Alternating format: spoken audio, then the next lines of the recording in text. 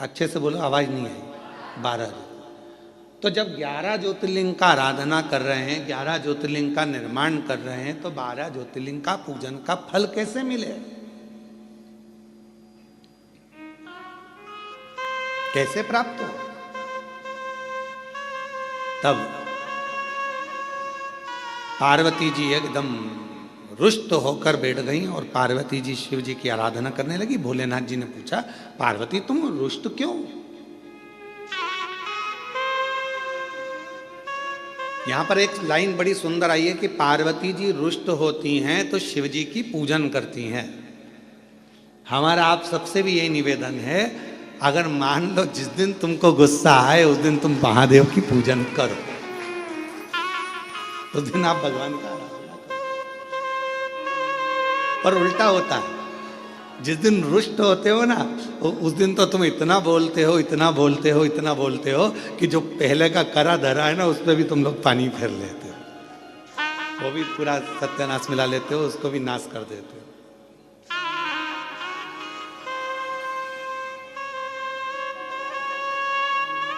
पार्वती जी अगर थोड़ी सी रुष्ट हुई हैं, और माँ पार्वती जी अगर रुष्ट हुई हैं, तो वो शिव जी की आराधना कर रही हैं, शंकर जी की आराधना कर रही हैं।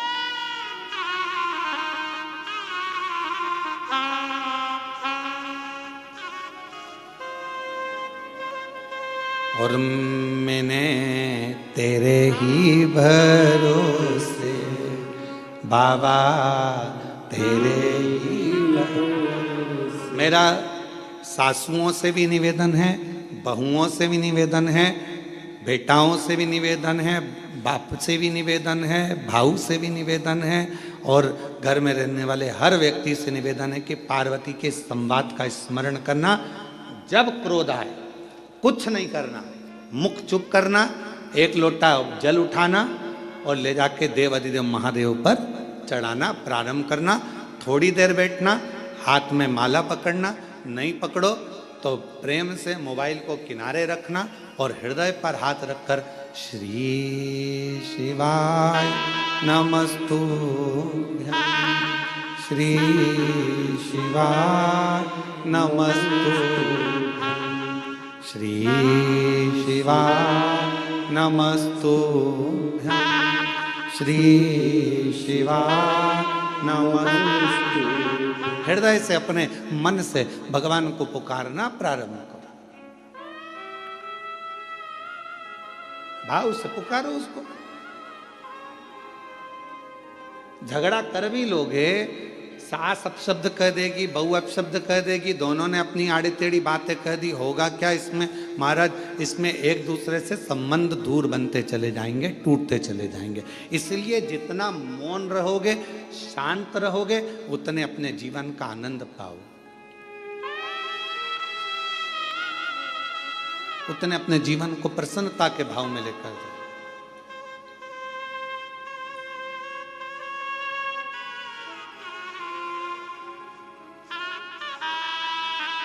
रहीमन धागा प्रेम का टूटे गांठ पड़ जाए। प्रेम का धागा जब टूटता है तो उसमें गांठ लग जाती है, और गांठ लग जाती है तो फिर वो गांठ जब भी खुलेगी, अर्थात दो हिस्से में ही रहे।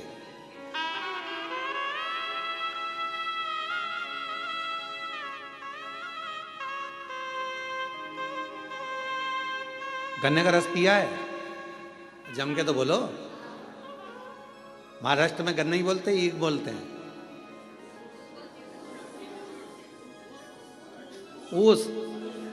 अच्छा अच्छा, वो मूस नहीं बोला। मराठी में उसको ऊस कहते हैं, तो जो हमारे उधर गन्ना कहते हैं, शुगर कहते हैं, है?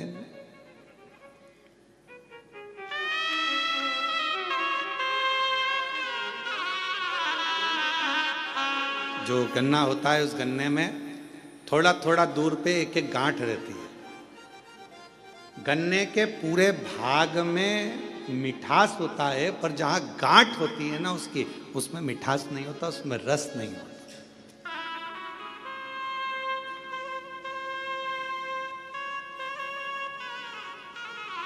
पर शिव महापुराण की कथा कहती है गन्ने के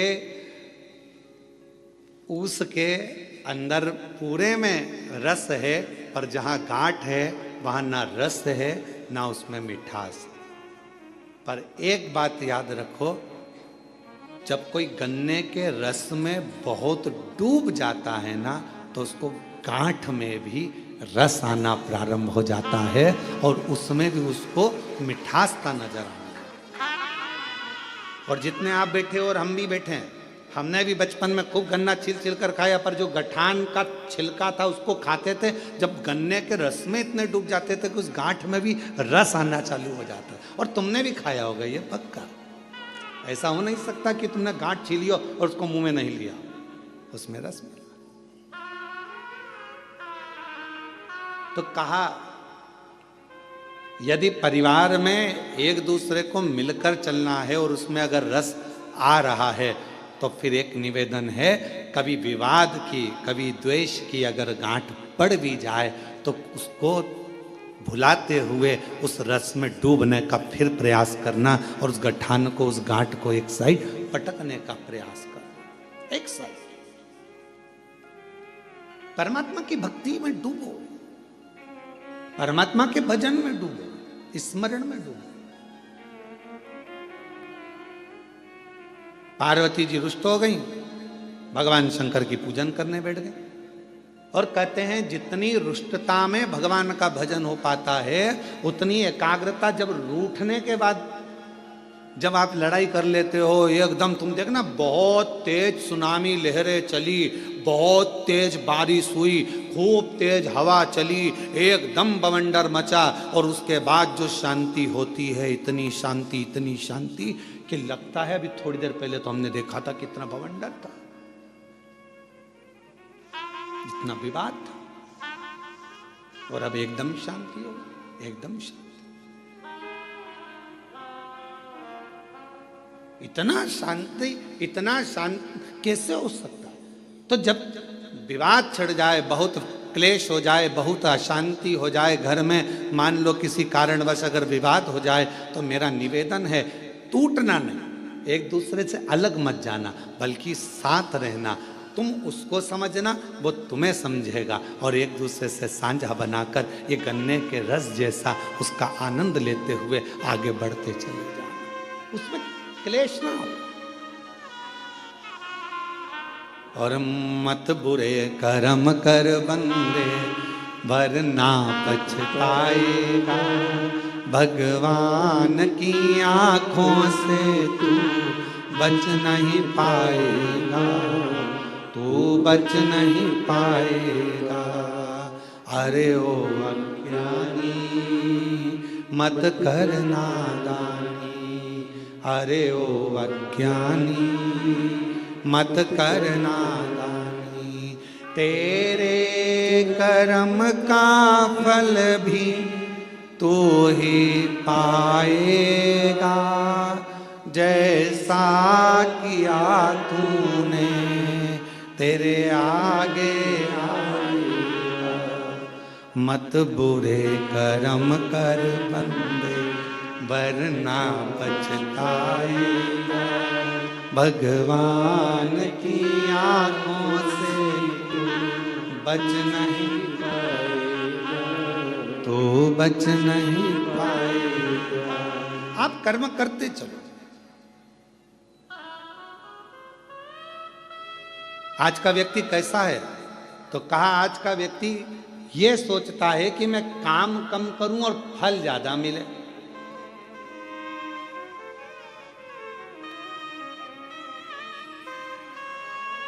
नारखेड़े जी, आपने भी बड़ी मेहनत करी होगी, पाटिल जी आपने भी बड़ी मेहनत करी होगी, और जितने यहाँ पर मेरे भाई बैठे हैं, जितने भी भाऊ बैठे हुए हैं, मैं आपसे निवेदन करूं, आपने भी अपनी जिंदगी में बहुत मेहनत करी होगी।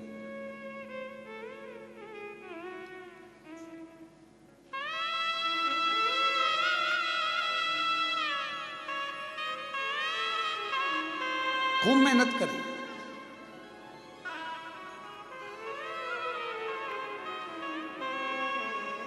पर जो मेहनत से मिला वो टिकता है। जो तुरंत आया वो तुरंत चले जाता है, पर हमारी सफलता हमारी मेहनत पर निर्भर करती है। जब हम बहुत परिश्रम करते हैं, मेहनत करते हैं, तो हमारे घर में जो आता है वो हमको थोड़ा समय टिकता है, रुकता है। जो अचानक आया अचानक चले गया वो फिर टिकेगा नहीं।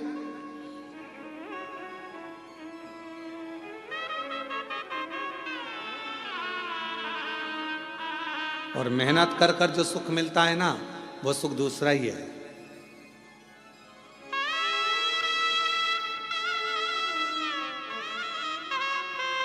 जब हम छोटे थे तो 2 रुपए की किराए की साइकिल मिलती थी, इतनी बड़ी छोटी सी। तुम्हारे यहाँ भी मिलती होगी, ऐसा नहीं है, और तुमने भी चलाई होगी। कई तो होंगे हमारी साथ वाले जिन्होंने चलाई होगी। है, किराए की साइकिल मिलती थी, 2 रुपए की मिलती थी, पर वो 2 रुपए इकट्ठा करने में कम से कम 1 महीना लग जाता था।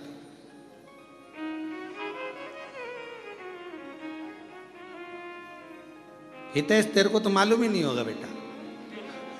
मालूम है क्या तेरे को? अच्छा, ठीक है।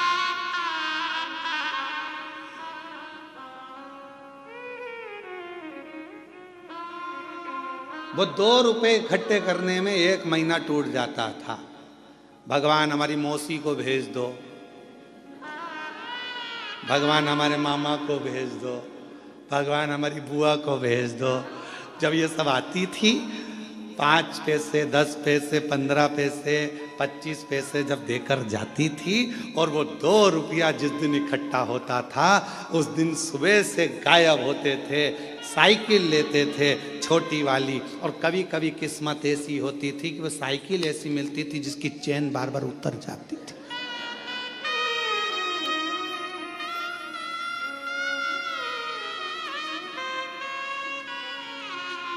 और साइकिल लेके अब बताओ, साइकिल वाले की साइकिल दम अपनी लग रही है, मेहनत अपनी हो रही है, घूम अपन रहे हैं, और सब देख रहे हैं, और यहाँ भगा वहाँ भगा, हाँप रहे, पर वो टाइम देख रहे, 5 बजे देना है वापस। 5 बजे ही निकल पहुँचते थे, बिल्कुल लगे लगाए समय पर, एकदम 5 बजने वाला है तब अपन पहुँच के वो साइकिल देकर आते थे।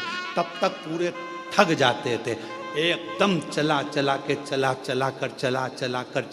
कर वो 2 रुपए पूरे वसूल कर लेते थे।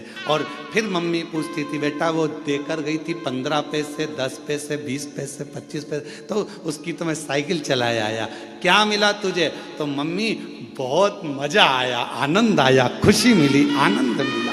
इतनी मेहनत जो करी है ना, तो ये मेहनत कर कर जो सुख मिला है, उसके आगे सब शून्य है, सब शून्य।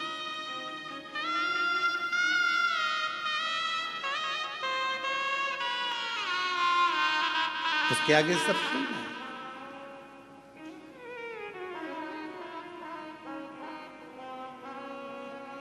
और कभी कभी जो मेहनत के बिना मेहनत के मिल जाता था, वो कहीं ना कहीं गिर जाता था। एक बार हुआ ऐसा हमारे साथ भी, तुम्हारे साथ भी हुआ होगा। नवरात्रे का समय था, नमक चौराहे पर बैठी माता जी हमारे सीहोर में, और नमक चौराहे पर माता जी बैठी, और माता जी बैठी तो वहाँ पर एक स्टेज बना, स्टेज पे साबुन रखा, पाउडर का डब्बा रखा, और नहाने का साबुन, कपड़े धोने का साबुन, सरफ की थैली, और वहाँ ले जाके खड़ा कर दिया। 10 पैसे दो और 10 रिंग फेंको। तुमने भी फेंके होंगे ऐसे गोले गोले रिंग। अब परंतु वह इतने साल हो गए, उसमें एक साबुन नहीं आया, और एक दिन साबुन अगर आ गया तो साबुन को खुशी खुशी लेकर जा रहे थे, और मालूम पड़ा कि वो साबुन रखा था जेब में, जेब थी फटी, और साबुन पूरा गया गिर।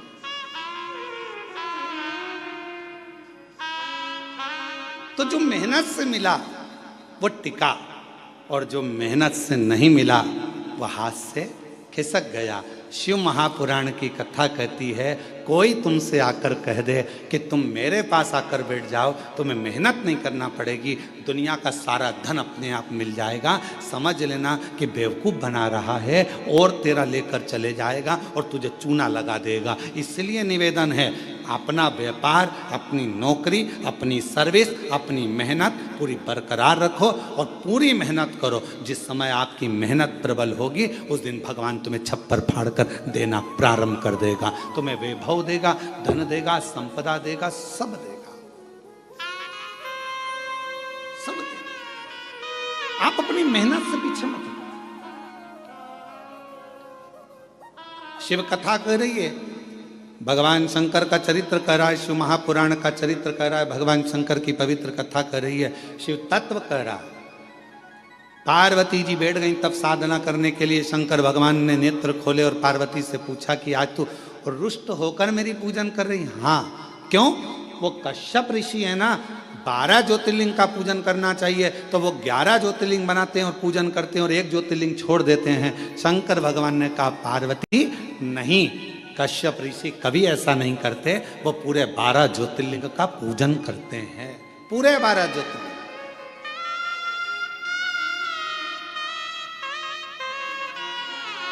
चलो जरा देख के आओ। पार्वती जी ने शिव जी को लिया साथ और चलो जरा देखो, मैं बताती हूँ तुमको 11 ज्योतिर्लिंग बने। वो कश्यप ऋषि का रोज का नियम था, ज्योतिर्लिंग बनाते वो पूजन करते पार्थिव लिंग की। चलो अभी दिखाती हूँ। और ले गए, जो सामने देखे तो 11 ज्योतिर्लिंग बने थे। शिव जी को पार्वती जी करेंगे, देखो 1 2 3 4 5 6 7 8 9 10 और 11। अब शंकर भगवान बोले अभी रुक, मैं गिन के बताता हूं, देख 1 2 3 4 5 6 7 8 9 10 11 12। पार्वती जी बोली क्यों मुझे पागल बना रहे हो प्रभु?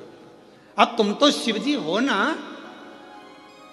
तो तुम अपने आप को क्यों गिन रहे हो? तो भगवान शंकर बोले 12 ज्योतिर्लिंग की पूजन कर रहा है। पूछो कश्यप ऋषि से।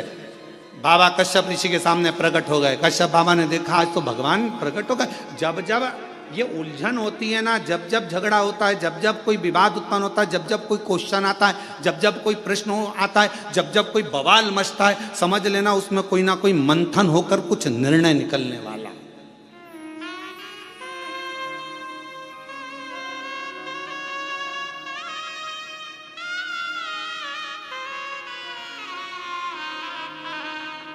जब जब कोई बवाल मचता है, जब जब कोई मंथन होता है तो कुछ ना कुछ निकलता है। समुद्र का मंथन हुआ, अमृत निकला। कुछ ना कुछ मंथन हुआ है तो कुछ ना कुछ निकला है। और पार्वती जी और शिव जी के संवाद में कुछ ना कुछ निकला है। भगवान कश्यप ऋषि प्रसन्न हो गए।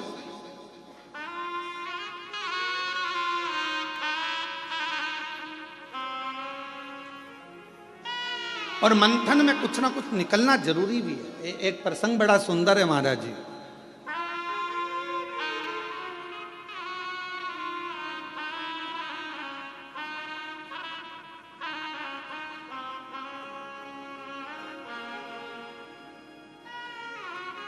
दो संतों का झगड़ा हो गया।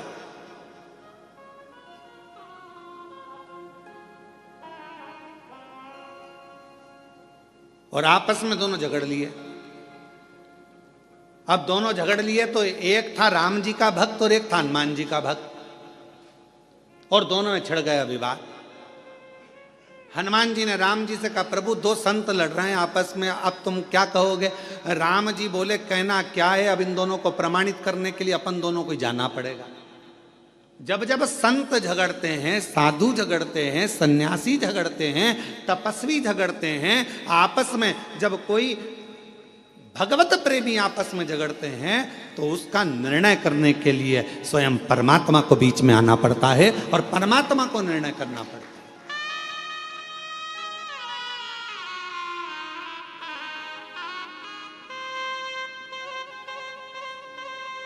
महाराज जी, कई लोग कहते हैं कि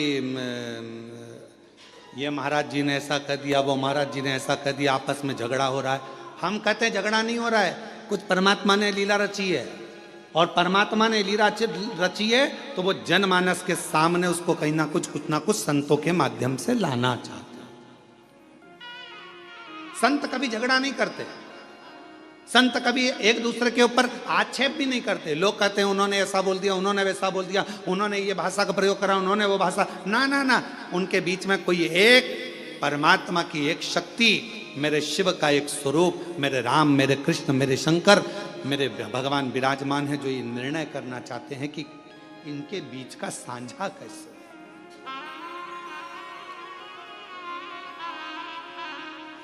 पार्वती जी बोली तुम गलत गिन रहे हो। शिव जी बोले तू गिन ले। फिर पार्वती जी ने गिनती लगाई 1 2 3 4 5 6 7 8 9 10 11। शंकर भगवान से पार्वती जी बोली ये तो 11 है। शिव जी बोले देख मैं वापस गिनता हूं 1 2 3 4 5 6 7 8 9 10 11 12। फिर पार्वती जी बोली तुमने फिर अपने आप को गिन लिया। शंकर भगवान बोले कश्यप ऋषि से पूछ ले कि कश्यप बाबा तुम ये 11 शिवलिंग बनाते हो कि 12 शिवलिंग बनाते हो।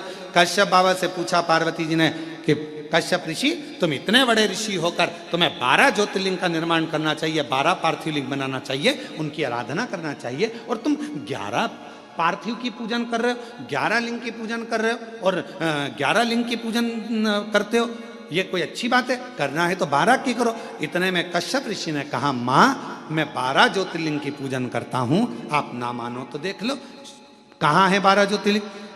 कश्यप जी ने कहा 1 2 3 4 5 6 7 8 9 10 11 और कश्यप जी बोले 12।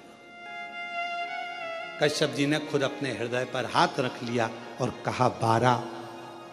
कश्यप जी कहते हैं माँ ये 11 ज्योतिर्लिंग तो नजर आते हैं पर 12वां जो ज्योतिर्लिंग है घृष्णेश्वर महादेव वो हर व्यक्ति के दिल में नजर आता है।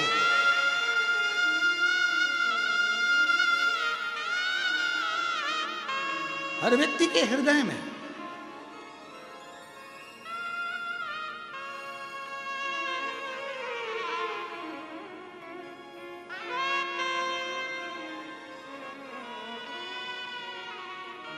बारहवां ज्योतिर्लिंग एक ऐसा ज्योतिर्लिंग है घृष्णेश्वर महादेव।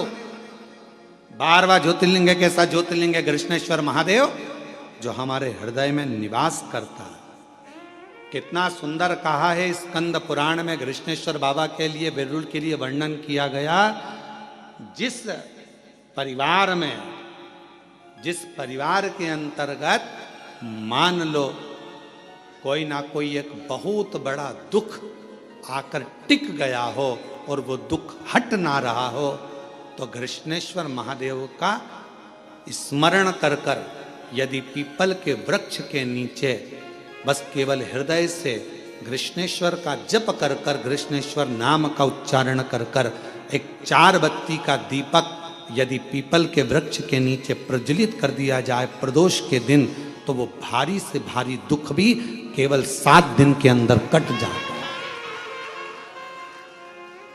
12 ज्योतिर्लिंग में से एक ज्योतिर्लिंग है घृष्णेश्वर महादेव जो हमारे हृदय में निवास करते।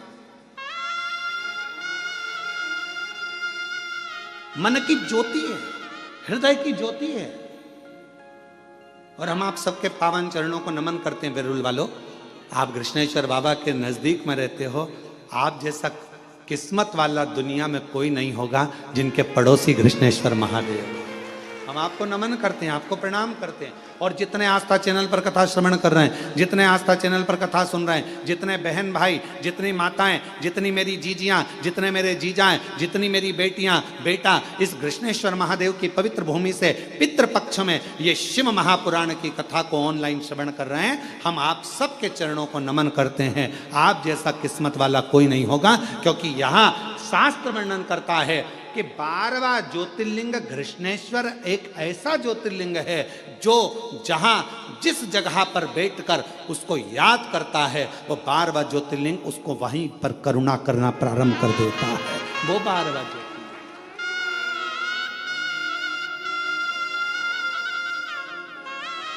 वो 12वां ज्योतिर्लिंग घृष्णेश्वर महादेव है।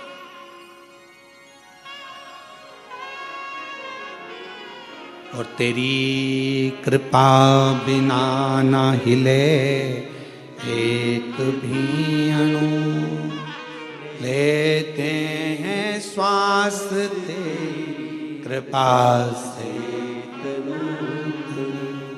बखान क्या करूं मैं राखों के ढेर का, चपटी बभूत में खजाना कुबेर का, हे गंगाधार मुक्ति द्वार ओंकार तू, भोले ओंकार तू, आयो शरण तिहारी शंभुतार। कृष्णेश्वर महादेव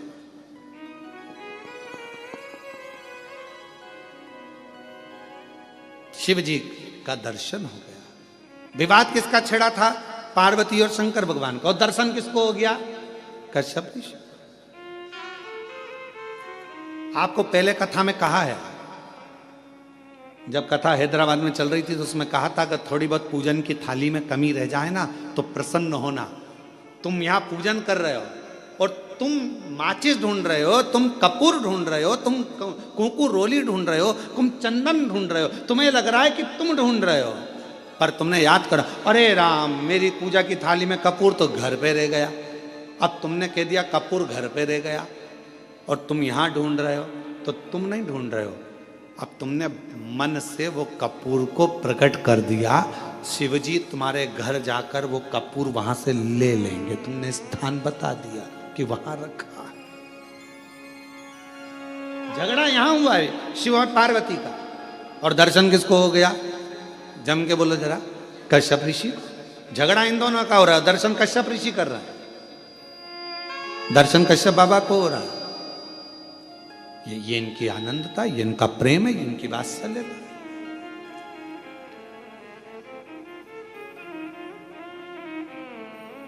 महाराज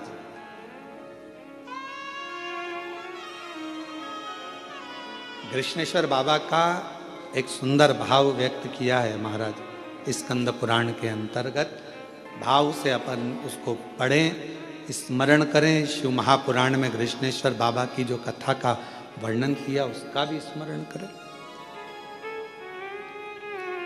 किसी भी स्थान पर कभी भी कहीं पर भी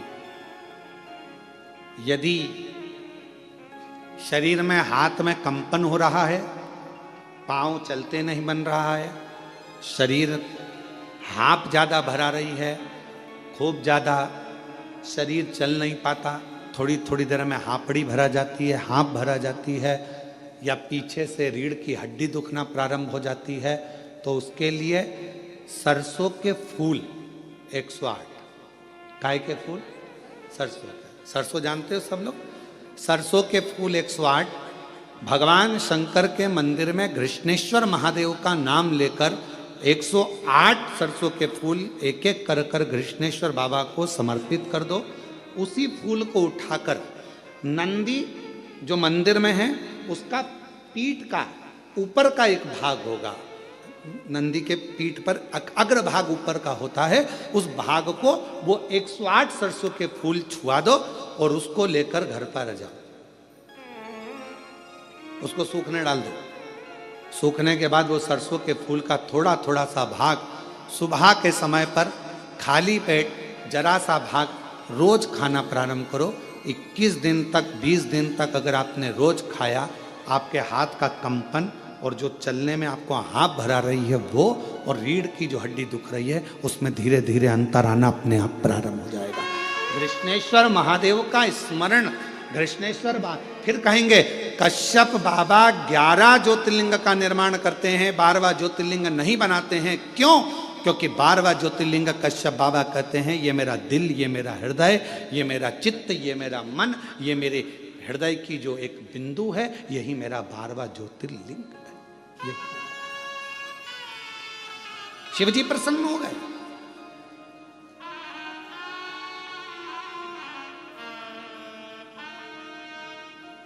मांगो तुमको क्या चाहिए? पार्वती जी बोली अपन तो झगड़ा कर कर आए थे और आप कश्यप ऋषि को वर देने लगे। शिव जी कहने लगे अब मेरा दर्शन हुआ है तो कुछ ना कुछ तो देना पड़ेगा। पार्वती जी बोलती ऐसा होता है क्या? शंकर भगवान बोले सुन पार्वती, ये मेरी रीति है, अगर कोई संसार का मनुष्य मेरे दरवाजे पर, मेरे मंदिर में, मेरे देवालय में आकर अगर 1 लोटा जल रोज चढ़ाएगा तो मुझे रोज उसको कुछ ना कुछ देना ही पड़ेगा। ये नीति है। जैसे बेटी का बाप। बेटी का बाप क्या है? बेटी का बाप, अगर बेटी रोज अपने पिता के घर जाएगी या बाप अपनी बेटी से मिलने जाएगा तो कुछ ना कुछ तो उसको देना पड़ेगा ही। भले पिताजी का घर पास में, रोज बेटी आती जाती है, भले पास में क्यों ना, माँ बोल देगी बेटा तू पास में आज एक काम करना, मैं तेरे को हलवा बना के भेज दूँ, सीरा बना के भेज दूँगा। कभी कुछ कही बेटा मम्मी मेरे को जरूरत नहीं है, नहीं मैं तो भेजूंगी। माँ है ना, बाप है ना, उसका भाव उत्पन्न हो जाता, मैं तो भेजूंगी। अब कोई कहे तुम मम्मी मैं बना लूंगी ना, सब कर लूंगी ना, तुम मत भेज, नहीं मैं तो भेजूंगी चाहे। और अगर वो सीरा नहीं भेजेगी तो देख लेगी बाजार में अच्छी सब्जी आ रही है, बाजार में खरीद के लिए आएगी और वो सब्जी भेज देगी।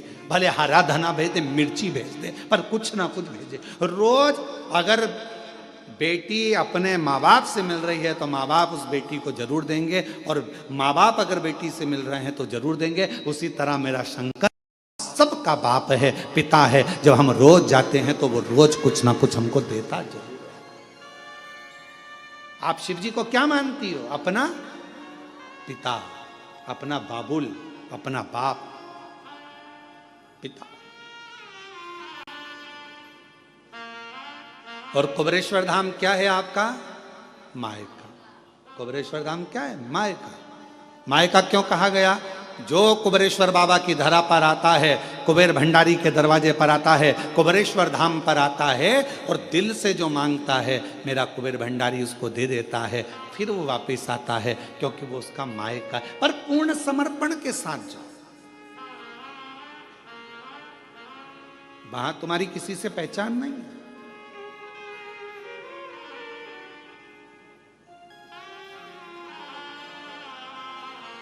हम तो बाबा के भरोसे चलते, हम तो बाबा के भरोसे चलते, ये दुनिया वाले जलते हैं, ये दुनिया वाले जलते हैं।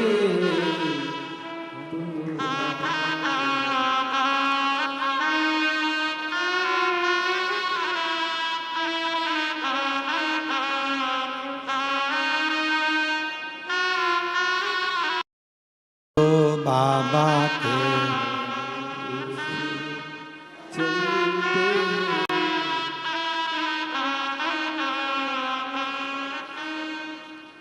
फटका बंद है सर।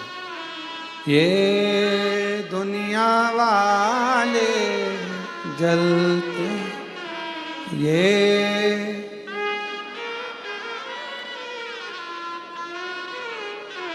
हम तो बाबा के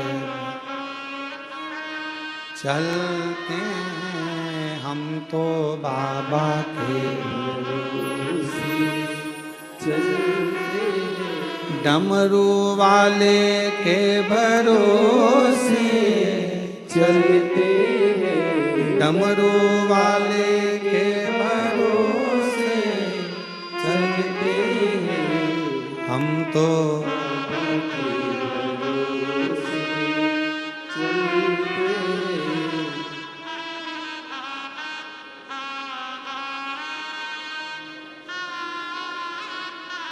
काशी वाले के भरोसे हम उस पर आशिक। कोई रोज मिल रहा है शिव जी से, शिव उसको रोज दे रहा। कोई बाबा से रोज मिल रहा है, बाबा उसको रोज दे रहा। पिता है वो हमारा, बाबुल है वो हमारा।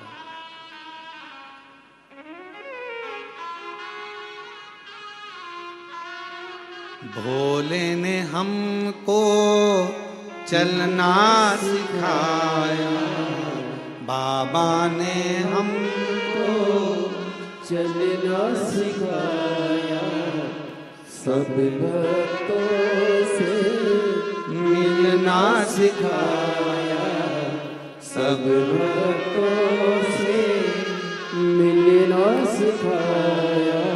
और जब ये सब कुछ हो जाता है तो हम सीना तान के चलते हम तो सीना ताने चलते डमरू वाले के भरोसे चलते। और ये सब कुछ जब भगवान शिव ओगड़दानी त्रिकालदर्शी कैलाशी अविनाशी शंकर जब करुणा कर देते हैं तो हम स्वयं सीना तान कर। कश्यप ऋषि मांगो तुम्हें क्या चाहिए। अब कश्यप बाबा ने जैसे पार्वती जी बोली क्यों दे रहे हो, शिव जी बोले तूने झगड़ा करा फल दूसरे को मिला। यही होता है, झगड़ा अपने घर में होता और मजे पड़ोसी लेते। बोलो सही है कि गलत है? झगड़ा तुम्हारा, लड़ कौन रहा है? पति पत्नी। मजा कौन ले रहे हैं? परिवार के लोग, पड़ोस के लोग, रिश्तेदार। अरे वो उनकी बहू और उनकी सास की खूब लड़ाई चल रही है। अच्छा है, अच्छा है, लड़ने दो, अच्छा लड़ने। अरे वो बाप बेटा लड़ रहे हैं, अच्छा है लड़ने दो, अच्छा है लड़ने, दूसरे मजे ले रहे हैं। अब लड़ाई किसकी हुई? शंकर पार्वती जी का विवाद चला और मजे किसके हो गए? कश्यप ऋषि जी के। और कश्यप ऋषि के मजे क्या हुआ? कश्यप बाबा से भगवान शिव कहना मांग ले। अब कश्यप ऋषि ने मन में सोचा कभी दर्शन नहीं होते, आज हो ही गए तो डट के मांग ही लो। हे प्रभु कृपा करिए, मेरे घर में आप पुत्र बनकर जन्म ले लो। पार्वती जी बोली बताओ, इससे तो अपनी कोई रिश्तेदारी भी नहीं थी, अब तुम इनके घर में जन्म ले लोगे तो मेरा ससुरा हो जाएगा।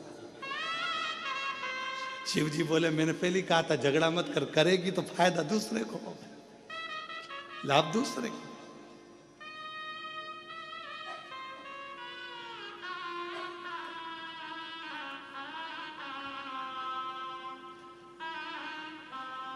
एक घर में एक सास और बहू थे। बहुत बहुत उन दोनों का आपस में बनता नहीं था, बिल्कुल नहीं बनती थी।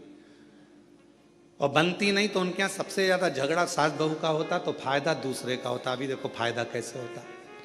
एक महाराज भिक्षा मांगने गए, माता भिक्षाम देगी, माता भिक्षाम दे। इतने में बहू आई, बहू ने आकर एक कटोरी आटा दान दे दिया। महाराज निकल के जा रहे तो इतने में वहीं से उसकी सास आ गई। ए बाबा इधर आ, कहां से मांग के ला रहा है? तुम्हारे ही घर गया था। कौन मिला? बहू। क्या दिया? एक कटोरी आटा। वो कौन होती है देने वाली? चल मेरे साथ चल, मेरे साथ चल। वो बस एक कटोरी, मेरा घर है, मेरी प्रॉपर्टी है, मेरा मन, चल मेरे साथ। और अंदर गई और 4 कटोरी आटा लाके महाराज को दे दिया। फायदा किसका? दूसरे का। अब एक दिन सास अंदर थी और महाराज आए, माता भिक्षाम देही।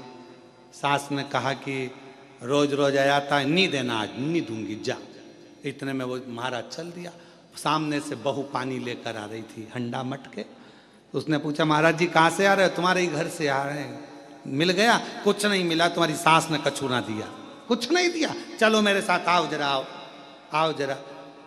वो कौन होती है मना करने वाली? जब मेरा पति कमा रहा है तो मैं दूंगी, चल। और गई अंदर, और अंदर जाके आधा किलो चावल, आधा किलो चने की दाल सब बांध के ले आई और आटा वाटा सब लाके दे दिया। ले, फायदा किसका? महाराज का। झगड़ा कौन कर रही? सास बहू। और फायदा दूसरे।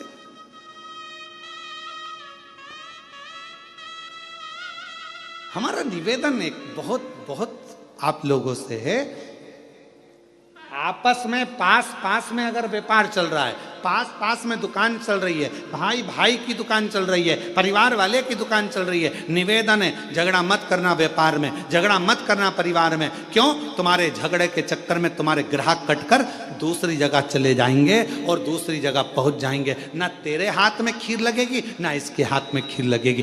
कम से कम आज इसके यहाँ से ले रहा है तो कल तेरे दरवाजे पर जरूर आएगा, ये विश्वास रखना। एक दूसरे में विवाद स्पर्धा नहीं करना है, विवाद नहीं करना।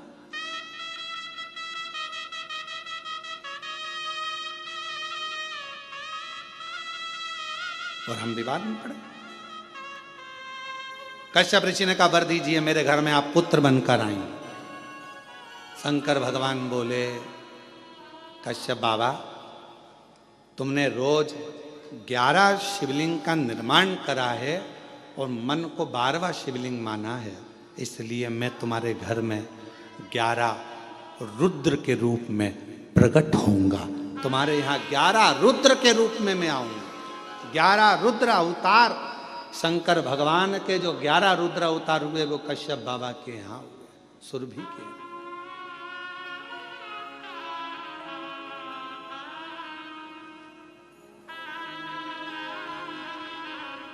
मैं तुम्हारे अब प्रकट हूं। शिव पुराण कहती है संसार का मनुष्य यदि एक बार भी पार्थिव लिंग का निर्माण कर कर पूजन करता है तो उसको फल बहुत मिलता है। महाराज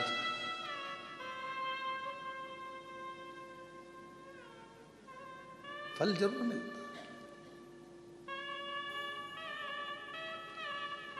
पार्थिव पूजन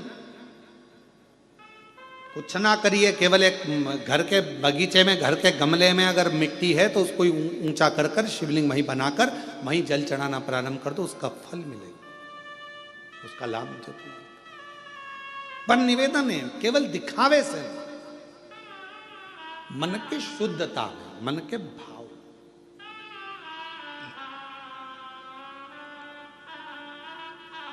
आज का जो मनुष्य है, आज का जो मानव है, भगवान को भाव से रिझा नहीं पाता, हृदय से रिझा नहीं पाता।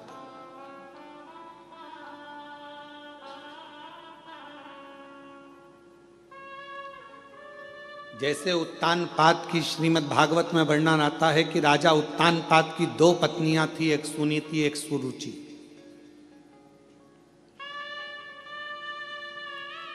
एक नीति का पथ दर्शाती है और दूसरी रुचि का पथ दर्शाती है।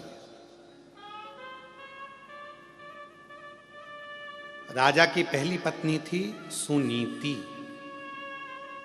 दूसरी पत्नी सुरुचि। एक नीति को दर्शा रही है, एक रुचि को दर्शा रही है। उसी तरह हमारे 2 मन हैं, हमारी 2 आकांक्षाएं, हमारी 2 इच्छाएं, हमारे 2 विचार हैं। एक मन कहता है भगवान के भजन में जाओ, दूसरा मन कहता है कि अभी थोड़ी देर से चाय पीने के बाद जाऊं।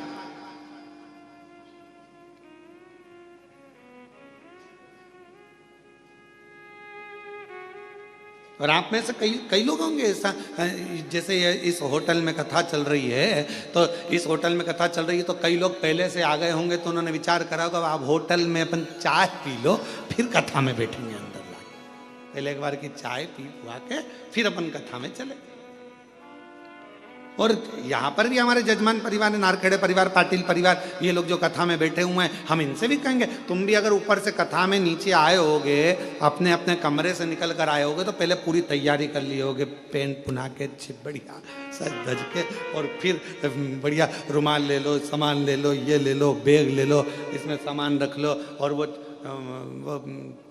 छोटी सी वो बच्ची, वो हितेश की, पल्लवी की, वो नाटक करेगी तो उसका भी खाने पीने का सामान झोले में डाल सब ले लुआ के और अपना सामान लेकर तुम यहाँ चले और बैठ गए कथा में।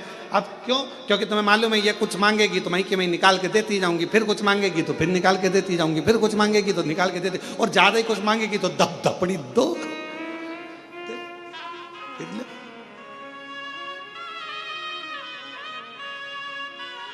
और महाराज कथा कर रही है कि भगवत भजन में पूर्ण समर्पण के साथ दिखावा नहीं चाहिए, बस समर्पण पूरा चाहिए।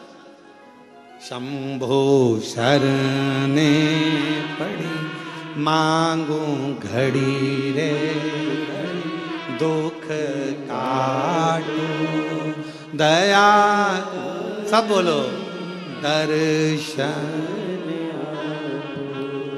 अभी कथा चालू हुई, उसके पहले चंद्र ग्रहण पड़ा। बोलो पड़ा कि नहीं पड़ा? अरे जम के तो बोलो पड़ा ना। ग्रहण कब पड़ा? 2 ग्रहों के बीच में कोई तीसरा फंस गया तो ग्रहण पड़ा। तो केवल ऊपर ग्रहण नहीं पड़ता, नीचे भी पड़ता है।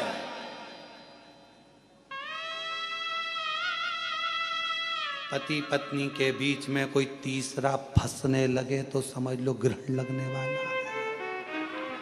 भाई भाई के बीच में कोई तीसरा फंसने लगे तो समझ लो ग्रहण लगने वाला है। रिश्ते नातों के बीच में कोई तीसरा फंसने लगे तो समझ लो ग्रहण लगने वाला है। संबंधों में भी ग्रहण लगता है। ऐसा नहीं कि ग्रहण केवल ग्रहों का लगता है, संबंधों में भी ग्रहण लगता है। आप आपस में अच्छे से रह रहे हो, दोनों बढ़िया रह रहे हो, व्यवहारिकता अच्छी है, दोनों का काम धाम अच्छा है, तुम अपना काम कर रहे हो, वो अपना काम कर रहे हो, और बीच में मालूम पड़े किसी ने आकर अड़चन उत्पन्न करना प्रारंभ कर दिया, किसी ने बीच में टांग अड़ाना प्रारंभ कर दिया, समझ लो तुम्हारी रिश्तेदारी में, तुम्हारे संबंधों में, तुम्हारे स्नेह में, तुम्हारे प्यार में ग्रहण पड़ने वाला है। और वो ग्रहण तुम्हारे परिवार, जैसे ग्रहण लगता है तो सब बंद हो जाता है, मंदिर के द्वार भी बंद हो जाते हैं, लोगों को नहाना पड़ जाता है। आखिर में यही होता है कि जब दो प्रेम के बीच में, स्नेह के बीच में, रिश्ते के बीच में जब कोई तीसरा ग्रहण लगाने वाला आ जाता है तो एक ना एक दिन फिर वो ग्रहण सब कुछ समाप्त कर देता है। फिर आखिरी में तो स्नान ही रह जाता है, स्नान ही रह। क्यों घुसने दो बीच में, क्यों प्रवेश करने दो बीच में उसको? कोई आए सिखाने के लिए नहीं, भैया मेरी सास अच्छी है, हम बहू हैं, बहू अच्छी, मेरा परिवार अच्छा, मेरे बेटे अच्छे, मेरी बहू अच्छी, मेरा बेटा अच्छा, मेरे रिश्तेदार अच्छे, मेरे नातेदार अच्छे, सब अच्छे, बुरा कोई नहीं है संसार में। बुरा थोड़ी सी देर का समय होता है, जो ये निकल जाता है, फिर वापस घड़ी अच्छी आ जाती है। समय का इंतजार थोड़ा करो और समझ से जियो। समय और समझ, परमात्मा ये दोनों चीज देता है। समय पर अगर समझ आ गई तो तुम्हारी जिंदगी बन गई, और अगर समझ आई और समय निकल गया तो वो जिंदगी बेकार हो गई। समय पर समझ आना चाहिए तो जीवन ठीक है।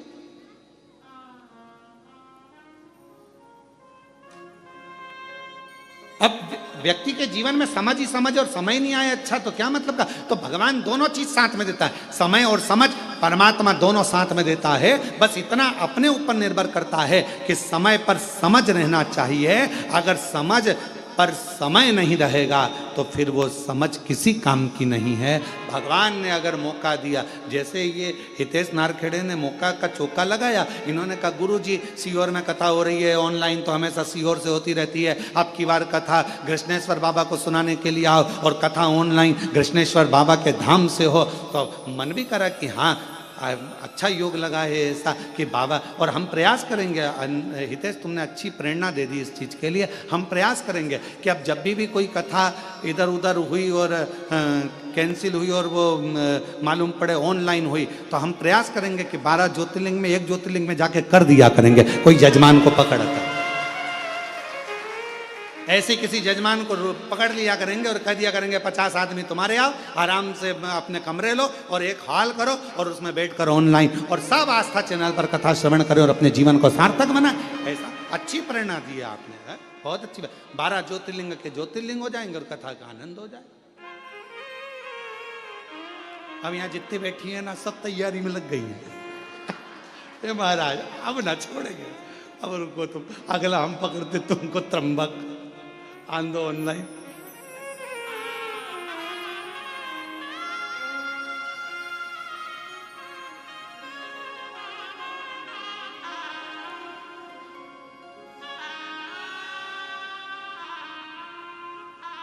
महाराज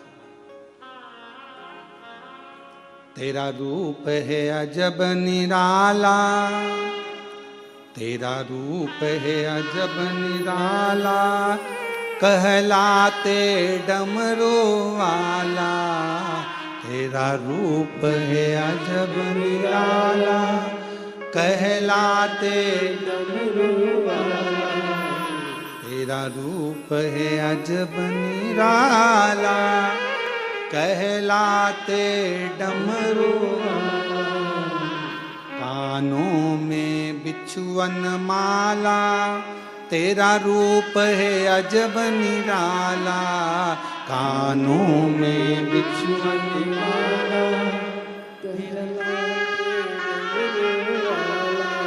कानों में बिछुअन माला, आँखों में तेज निराला, कानों में बिछुअन माला, आँखों में तेज निराला, माथे पे हे चंदा तुमसे ही पावन गंगा, तन पर है भस्म रमाए, ओ नंदी के असवार, काशी के तुम अवतार, तुम कितने सुंदर हो, ओ भोले कितने सुंदर हो, तुम कितने सुंदर हो, भोले कितने सुंदर हो। तेरा रूप है अजब निराला, कहलाए डमरू वाला, तेरा रूप है अजब निराला, कहलाए डमरू वाला। मेरा शंभु, मेरा शंकर, मेरा त्रिकालदर्शी, मेरा कैलाशी विनाशी, जो दिन रात कृपा करने वाला है, करुणा करने वाला। इसलिए कभी भोलेनाथ बन के, विश्वनाथ बन के चले आना, भोले जी चले आना, विश्वनाथ बन के, भोलेनाथ बन के चले आना, भोले जी चले आना। सब गाइए, विश्वनाथ बन के, भोलेनाथ बन के चले आना, भोले जी चले आना, विश्वनाथ बन के, भोलेनाथ बन के चले आना, भोले जी चले आना। तुम महाकाल बन के आना, तुम महाकाल बन के आना, ओ महाकाली को संग में लाना, महाकाली को संग में लाना, महाकाली को संग में लाना, महाकाली को संग में लाना, त्रिशूल हाथ लेके, डमरू साथ लेके चले आना, भोले जी चले आना, त्रिशूल हाथ लेके, डमरू साथ लेके चले आना, भोले जी चले आना। शंभो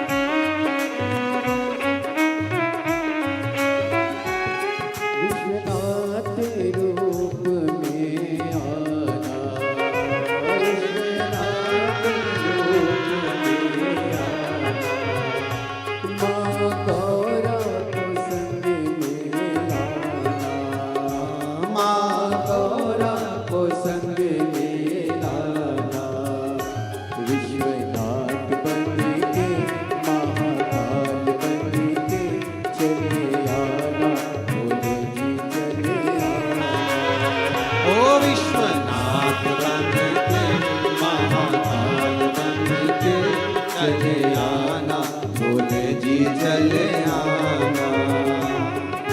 विश्वनाथ बन के महाकाल बन के चले आना, बोले जी चले आना।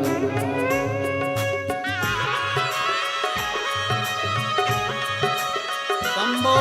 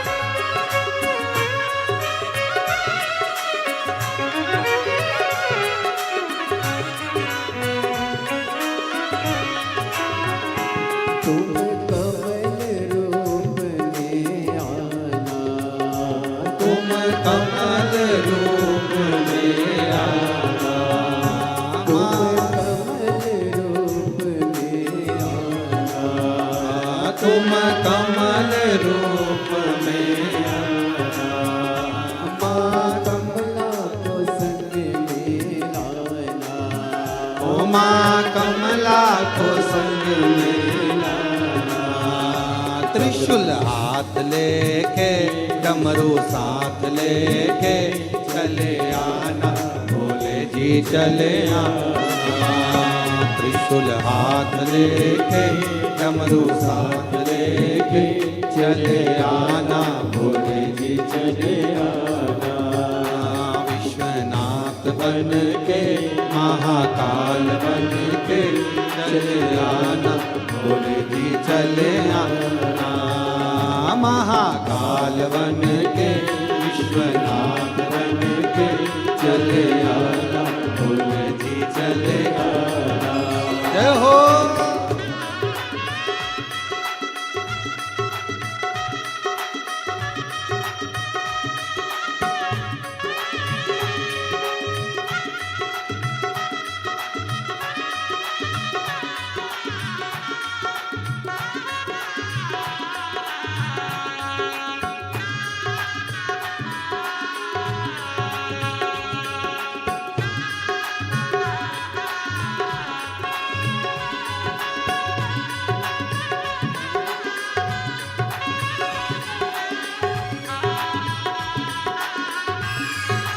शंभो